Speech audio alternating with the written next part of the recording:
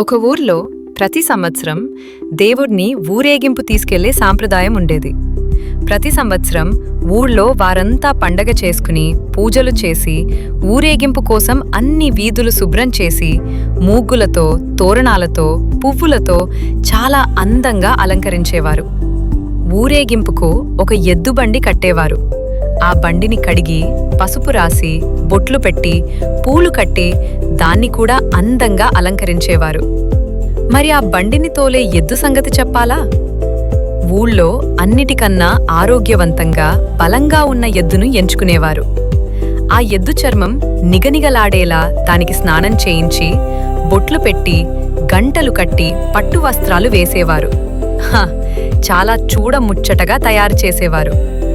ప్రతి సంవత్సరంలా ఈ సంవత్సరం కూడా ఊరేగింపుకు ఊరు తయారయ్యింది. రాముడు అనే ఒక ఎద్దుని ఎంచుకున్నారు. బాగా తయారు చేసి బండి కట్టారు.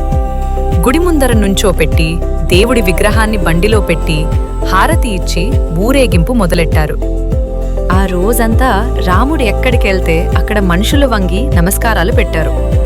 వెర్రి రాముడు ఇదంతా తనకి చేస్తున్న సత్కారం అనుకుని భ్రమపడ్డాడు.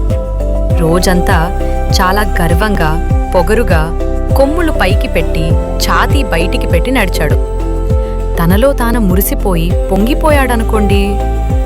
ఇక సాయంత్రంతో మళ్ళీ ఊరేగింపు గుడికి చేరింది.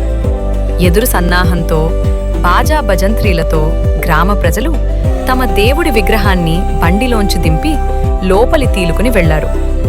విగ్రహం బండిలోంచి దిగంగానే ఇంకేముంది, అందరూ రాముణ్ణి మర్చిపోయారు. ఎవరి పనుల్లో వాళ్ళు పడిపోయారు.